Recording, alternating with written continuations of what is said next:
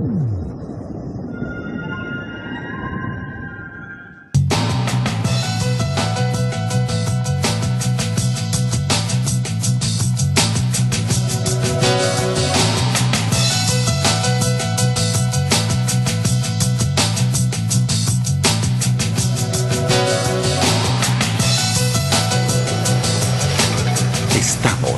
a tiempo.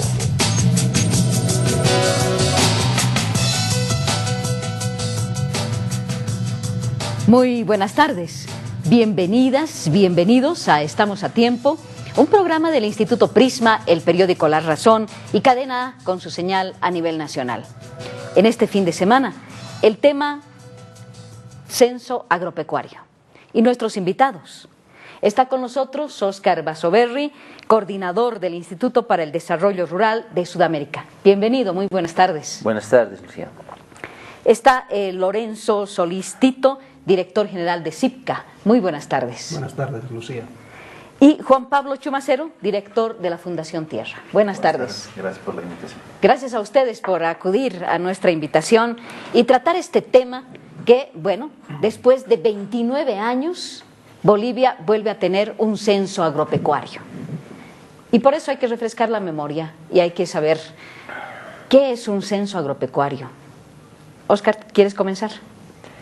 Un censo agropecuario ha ido cambiando con el tiempo, no es lo mismo que esperamos hoy a lo que esperamos hace 29 años. La historia ha cambiado, los instrumentos estadísticos, etcétera. Lo primero que hay que diferenciar es un censo agropecuario a la posibilidad de tener un censo rural, ¿no? Yo más o menos haría esta comparación. Un censo agropecuario es como una radiografía. Un censo rural sería como una tomografía, nos daría una idea más cabal de lo que ocurre en el campo, ¿no? Entonces yo creo que estamos esperando a veces mucho de un censo agropecuario. Un censo agropecuario nos va a dar información sobre lo que llaman estas unidades estadísticas, las parcelas, lo que se está produciendo y algunos datos que después vamos a ver que se han introducido en la boleta, pero vamos a tener una radiografía de una parcialidad de lo que ocurre en el campo. Entonces ahí nosotros queremos ser muy precavidos porque también se pueden sacar conclusiones equivocadas, si depende de quién mira un censo, ¿no? Entonces se pueden sacar conclusiones equivocadas. Vamos a tener información sobre una parcialidad de lo que ocurre en el mundo rural. Yo así definiría la importancia. Una parcialidad que es distinta a la de hace 100 años y distinta a la de 50 años. Hace 50 años muchos aspectos del mundo rural prácticamente no se los valoraba. Recursos forestales, caza, pesca, se los daba por obvios, ¿no? No manejábamos el concepto territorial, territorios rurales, etcétera, etcétera. Hace 100 años posiblemente un censo era una tomografía. Hoy ya no es una tomografía, hoy es una parcialidad de lo que pasa en el campo y tiene que ver justamente con aspectos productivos. Hace 29 años no hablábamos de soberanía alimentaria, no hablábamos de seguridad alimentaria. Las mujeres en muchos casos no podían tener las tierras a su nombre, aunque ellas trabajasen en esas tierras. Hablábamos del 70% de la población rural y ahora hablamos al revés, 70% de población urbana. La mancha urbana ha crecido. También esto se podrá evidenciar en el censo agropecuario, Juan Pablo. Sí, también. La verdad es que el censo es fundamental ahora porque efectivamente se hace después de 29 años. Y por lo tanto la información que se recoja con el censo se convierte en estructural, ¿no? Y fundamental porque claro, 30 años sin información sobre el área rural es complejo, ¿no? Entonces sí. La información que se levante sirve además para diseñar otras herramientas estadísticas, encuestas, otro tipo de... para complementar la información que se pueda obtener en el censo, ¿no? Entonces, por lo tanto, es fundamental que el censo se aplique bien, que llegue a todas las zonas agropecuarias del país para tener una mirada de la realidad inicial y luego a partir de ahí profundizar una serie de temas que por el censo, por su condición, no se van a poder recoger en esta oportunidad, ¿no? Ahora sí, es evidente la advertencia que hace Oscar. ¿Qué hace Oscar, no? En el sentido de que efectivamente un censo hace 30 años reflejaba toda la realidad rural del país, en la medida en que la rural se asociaba con agropecuario, ¿no? Pero ahora, en que tenemos una nueva ruralidad, en nuevas dinámicas económicas, donde las poblaciones rurales se dedican cada vez menos a la agricultura y cada vez más a otro tipo de tareas productivas, el censo solo refleja parte, ¿no? Y la idea es que a partir del censo y otras herramientas, pues eventualmente se llegue a pensar en procesos censales como estos que sean más integrales, ¿no? Y que recojan otras realidades. Si se hace bien, ¿y cómo es hacer bien y cómo es hacer mal? Bueno, lo que pasa es que es complejo, primero, llegar a todas las áreas productivas del país. Para eso se requiere una cartografía muy bien hecha, muy bien elaborada, y conocer con precisión, ¿no?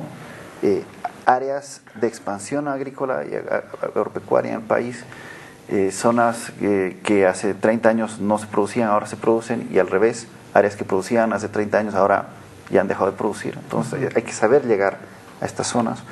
Además, esto incluye también producción que se puede dar en áreas periurbanas y urbanas, ¿no? Entonces ahí hay que ver bien todo el diseño operativo del censo, ¿no? Para llegar a toda la gente. Pero además, la información tiene que ser bien recogida, ¿no? Y la gente tiene que brindar buena información verdadera, realista, ¿no? Con el objetivo de efectivamente pues prestar un servicio al país y obtener información precisa. Y para eso es fundamental que la población productora del país pues conozca bien los objetivos del censo y para qué sirve y qué tipo de uso se le va a dar a esta información para pues brindar la información sin mayor problema, ¿no? Porque efectivamente hay una serie de dudas aún en algunos sectores productivos sobre el uso que se puede dar y hay cierto recelo, ¿no? Y por lo tanto alguna gente podría estar brindando información falsa. Falsa, ajá.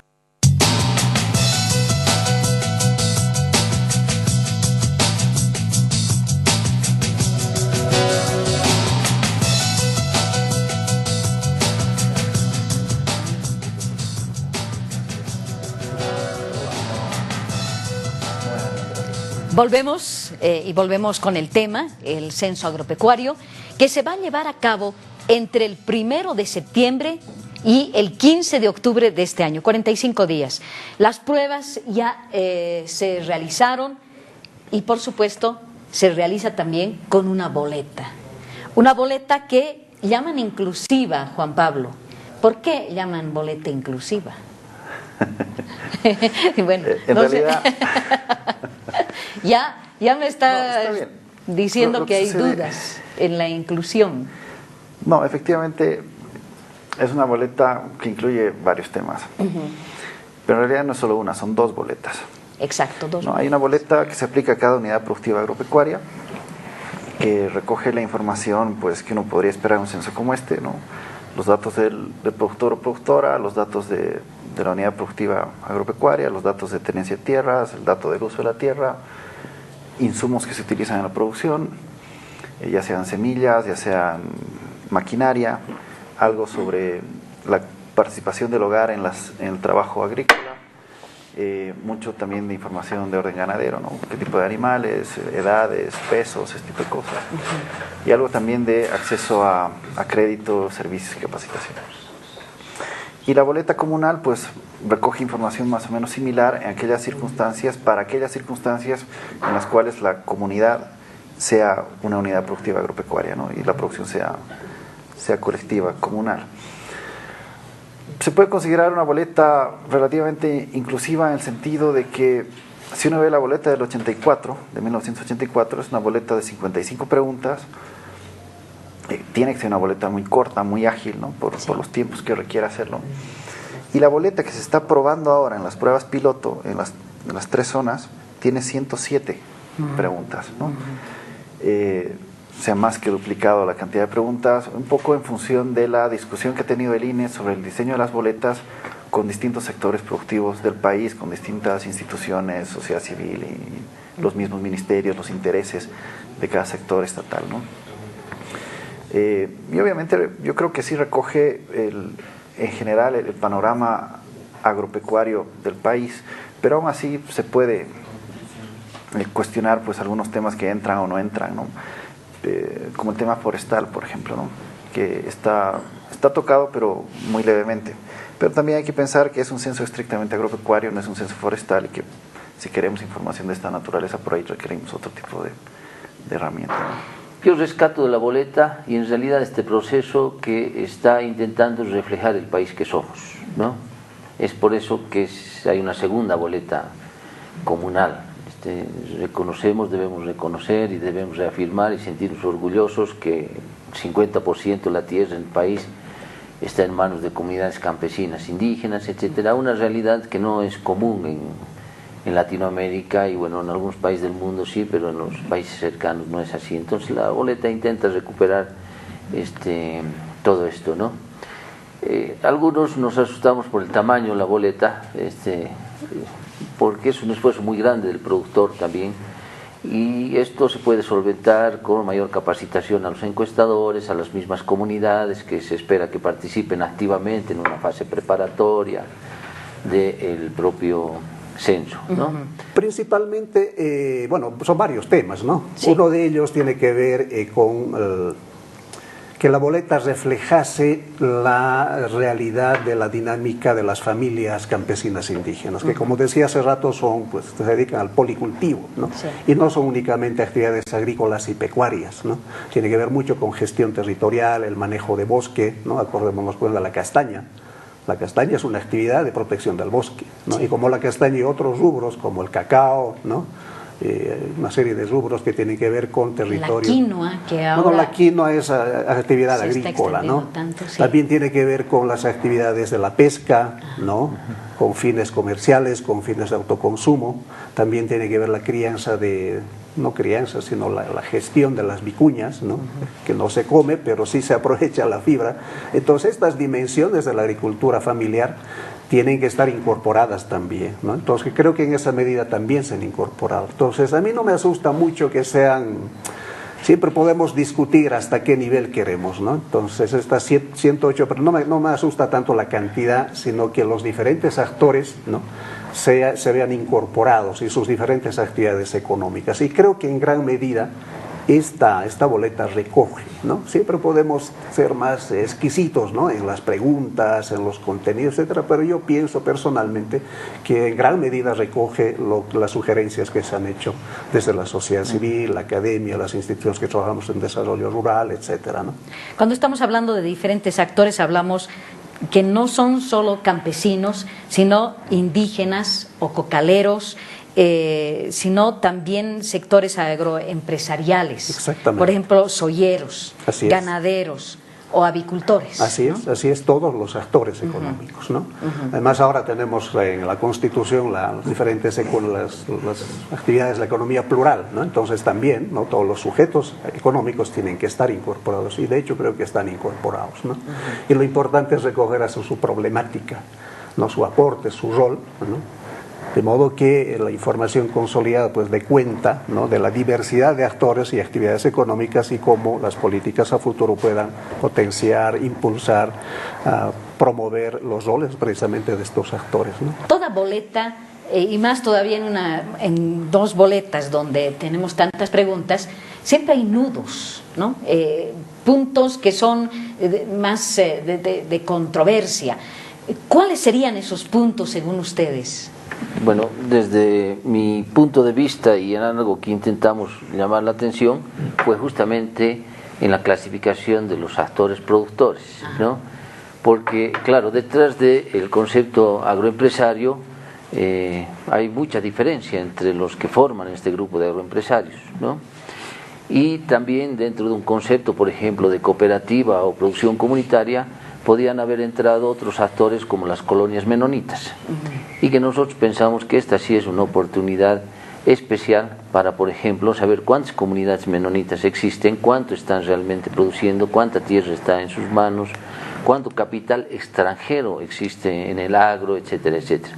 Y sin duda la primer boleta, detrás de grandes conceptos, no nos iba a permitir identificar necesariamente estos actores, ¿no? Entonces, las propuestas que se hicieron fueron que en la clasificación de actores llevemos un poco más de tiempo, disgreguemos un poco más las preguntas para poder identificar exactamente de qué sectores estamos hablando, porque esto va a ser importante como resultado del censo. Entonces, la identificación de los actores es muy importante. Luego viene la clasificación también territorial, que ojalá podamos saber por municipios, etcétera, y aquí no se tomaba en cuenta los territorios indígenas como una unidad territorial censal, ¿no? Se podía, que después, con la agregación de comunidades, podíamos más o menos volver a rediseñar los territorios. Entonces, este es uno de los temas que nos hace diferentes, sin duda, a muchos países, y es por eso que es tan compleja nuestra interpretación de lo que vayamos a obtener. Hay un problema que yo creo está en crecimiento y es el de la extranjerización de la tierra. ¿Se podrán tener datos sobre la extranjerización de la tierra? Sí, claro, un tema... Bueno, el censo agropecuario es interesante porque permite obtener información sobre la tierra, ¿no? Y va a permitir contrastar esta información con información que se obtiene del proceso de saneamiento de tierras que administra el INRA en el país. Por el tipo de información que se ha levantado en el saneamiento de tierras, no existe información actual en el país sobre propiedades agrarias en manos de extranjeros. Pues simplemente no se ha recogido la nacionalidad del propietario durante el proceso de saneamiento. La boleta, el censo agropecuario, reconociendo esta debilidad y ante la demanda de la sociedad civil, pues ha incorporado ahora una pregunta expresa sobre nacionalidad del productor. Entonces, si esto se llena adecuadamente, pues efectivamente tendríamos datos sobre derechos propietarios en manos de extranjeros.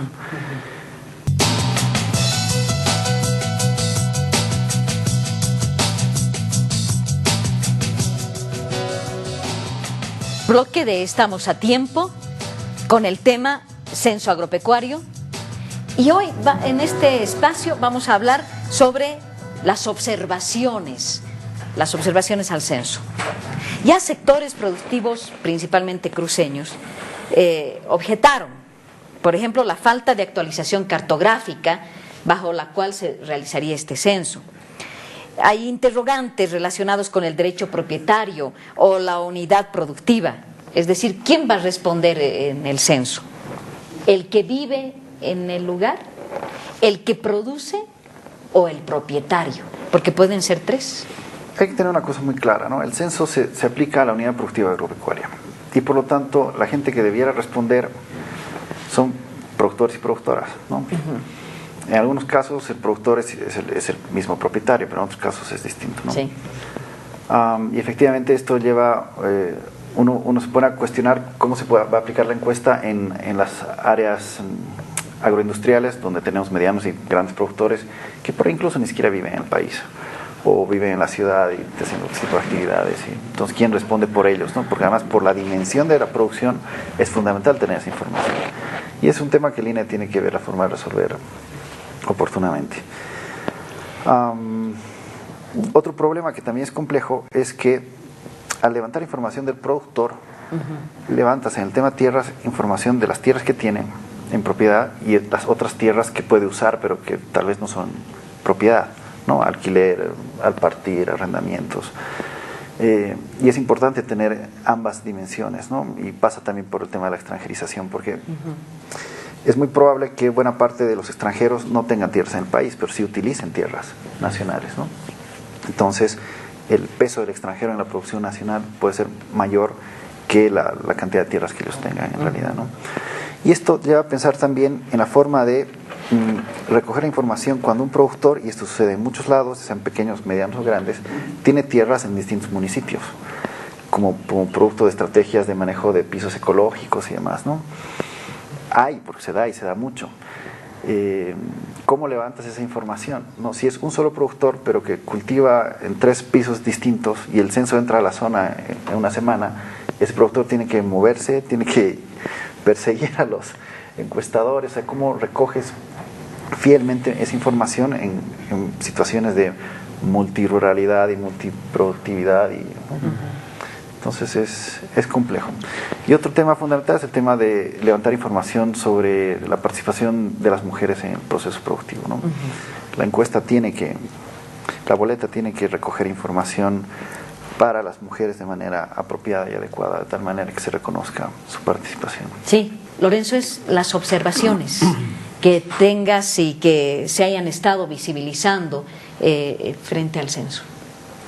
Bueno, una observación general, yo diría, y que puede ser un problema, es que el censo se ha visto como un interés del gobierno o de algún sector.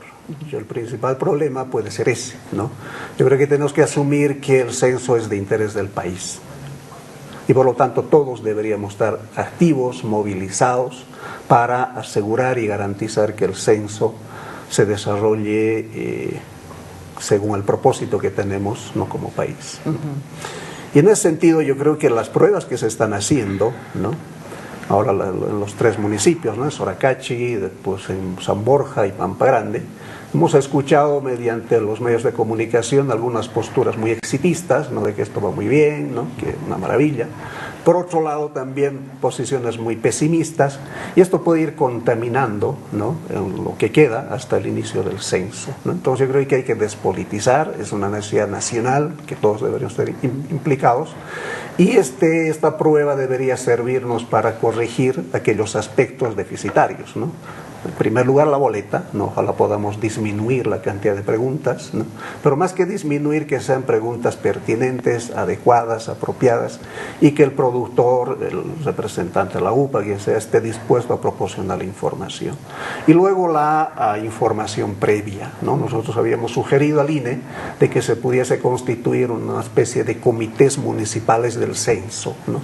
Algo similar que ocurrió en otros censos, ¿no? Entonces yo creo que en los municipios, aparte del gobierno municipal, hay un conjunto de actores que están presentes y que pueden animar, dinamizar, promover, informar para que el censo, pues el periodo del censo, que además felicitamos al INE de que se haya abierto, porque en principio iban a ser 15 días, ¿no?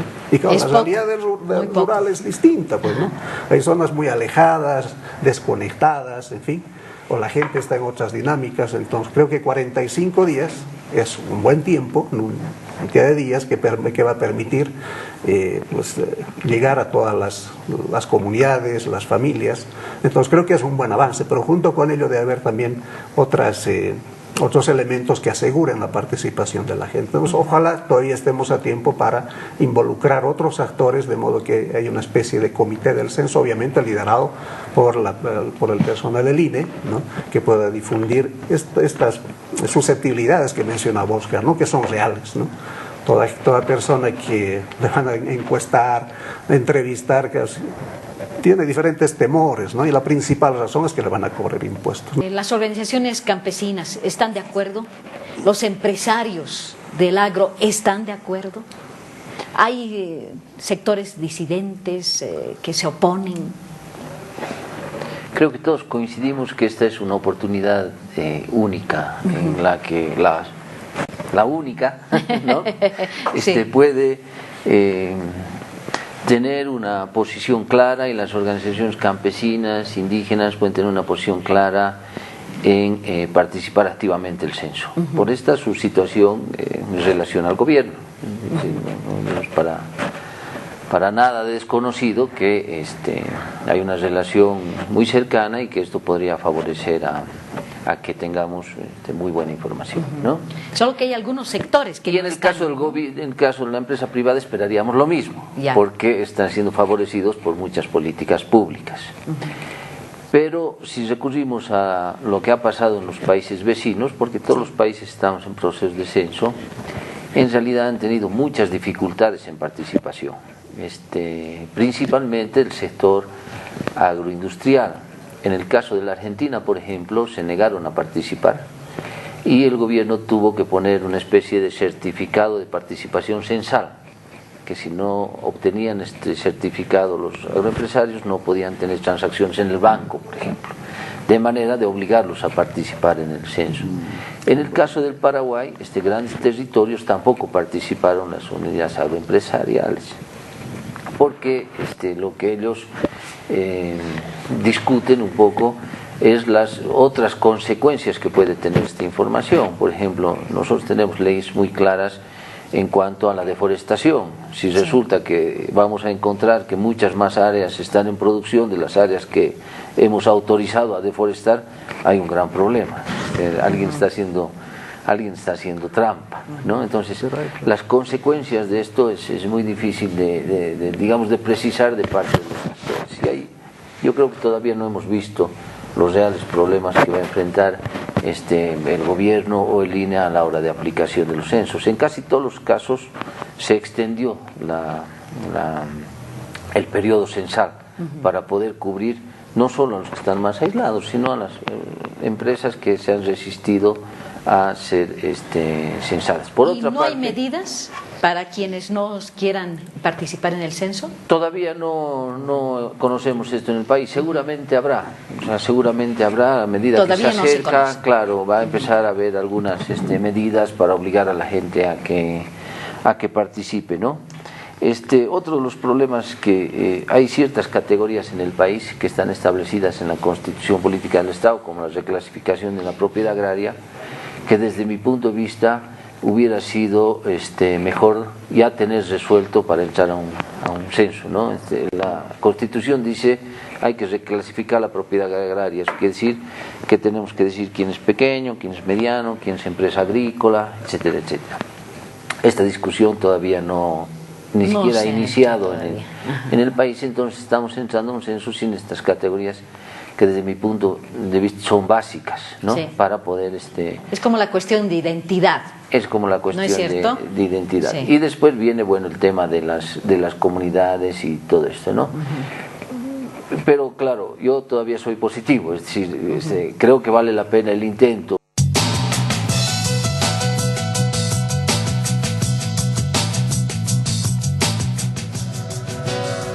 Estamos a punto de terminar, estamos a tiempo. Vamos a dar la vuelta al reloj y tenemos alrededor de 11 minutos para ver en qué se van a utilizar los resultados del censo agropecuario. El sector productivo, ¿cómo se beneficiará después de la realización del censo agropecuario? ¿Obtendrán, por ejemplo, más recursos de parte de los municipios o más inversión del sector privado? Comenzamos contigo, Juan Raúl. Bueno, el censo, por su propia naturaleza, porque se hace después de 29 años, levanta información de orden estructural. Para nosotros, principalmente en el tema de tierras, ¿no? Hay información que simplemente no existe en el país, ¿no? ¿Cuál es la principal forma de acceso en el país a la tierra? ¿No? Por una serie de estudios de caso y demás, sabemos que es la herencia. Luego viene la compraventa, pero no sabemos la dimensión a nivel nacional, ¿no? Y el censo debiera brindarnos esta información muy clara sobre tenencia de tierras, cuántas son propias, cuántas se alquilan, ¿no? Y las distintas formas de acceso a la propiedad en el país. Y a partir de esta información se deberían diseñar políticas públicas específicamente al respecto. ¿Para qué vamos a usar los resultados del censo? Habría múltiples usos, ¿no? Como dice Juan Pablo. También junto con ello va a servir esta información no solo para diseño de políticas macro a nivel nacional, también va a servir a los municipios, a los departamentos, para que en este proceso de autonomías que estamos empezando a implementar, ¿no? Va a ser una herramienta muy útil para ver vocaciones productivas, los cambios que han habido, etcétera, y qué potencialidad hay, ¿no? Entonces también va a servir para diseño de políticas, estrategias de desarrollo a nivel subnacional, diríamos, ¿no? Luego también puede servir como información para los mismos actores, ¿no? Es decir, dependiendo de los datos que salgan, puede ser para zonas, para actores específicos, ¿no? Por ejemplo, los productores de quinoa que comentábamos hace rato, ¿no? Los productores de camélidos, ¿no? En base a la información que se pueda obtener, y también a partir de las organizaciones, ¿no? Las OECAS a nivel departamental, nacional, también pueden demandar políticas, estrategias precisamente para respaldar sus actividades económicas. También va a servir para identificar cuál es el aporte de cada sector a la seguridad alimentaria del país y también a la economía del país, ¿no? Indudablemente también para la academia, porque a partir del censo se podrán identificar un conjunto de investigaciones complementarias a realizar. Todos aquellos elementos que no se han podido precisar, no también va a servir como insumo, como material para nuevas investigaciones, ¿no? Y probablemente también para tener una idea del país con relación a los países del entorno, ¿no? Por ejemplo, en términos de productividad, ¿no? ¿Qué otros usos podemos dar a los resultados del censo, Oscar? Comparar los datos que tenemos de antes con los de ahora nos van a permitir sacar tendencias. Entonces, este censo, en términos de proceso, yo diría, es el inicio de un nuevo ciclo estadístico, ojalá, ¿no? Es decir, es el inicio de un nuevo ciclo estadístico donde después, como decían los compañeros, haya instrumentos, medios para ir actualizando la información que hoy varía mucho más rápido que antes, ¿no? Antes, en los años 80, todavía la producción se valía mucho de su propia producción de semillas, por ejemplo, de una tecnología que cambiaba muy lentamente, etcétera, etcétera. Entonces uno podía decir, en tendencia, la producción de papa así va a ir en el futuro. Hoy las semillas, es un mercado muy dinámico, la tecnología, la información, los celulares. Entonces, si hoy somos cebolleros, puede ser que para el año seamos, pongamos zanahoria, ¿no? Entonces no podríamos trabajar en términos de inferencias, digamos, de mediano o largo plazo. Entonces yo lo veo como un inicio, ojalá sea un inicio y lo tomemos como un punto de partida para una nueva estadística agropecuaria. Hemos visto cosas bien interesantes en los últimos años, sin embargo, hay que seguir, para llegar a una tomografía, hay que seguir agregando información, ¿no? A nosotros nos da mucho miedo, y yo creo que hay que decirlo, que alguna gente diga, bueno, hay territorios indígenas que no producen, ¿no? Y por tanto esa tierra hay que distribuirla. Sí. Bueno, esta radiografía que vamos a sacar no nos va a permitir sacar este tipo de inferencias. Entonces sería un error sacar este tipo de conclusiones y hacer o proponer una política pública de distribución de tierras indígenas porque no producen. Es que no hemos entendido el concepto de tierras indígenas, que tiene otras relaciones de producción, otras relaciones de vida que son distintas a lo que este instrumento hoy nos permitiría ver, por ejemplo. El campo está adquiriendo una nueva importancia, ¿no? Cambio climático, incremento de precios de alimentos, esto no es circunstancial y tampoco es pasajero, ha llegado para durar, y yo creo que lo que va a pasar en el campo nos interesa a todos. Algunos apostamos por la producción campesina indígena como una apuesta a largo plazo para que la humanidad resuelva estos dos grandes problemas a los que se enfrenta hoy día, alimentos y cambio climático, y creo que este es nuestro interés de apoyar, y llamamos a toda la población urbana también, que a veces como consumidores no tomamos en cuenta estos aspectos, a sumarse a estas cosas. Nos despedimos hasta el próximo fin de semana con Estamos a Tiempo.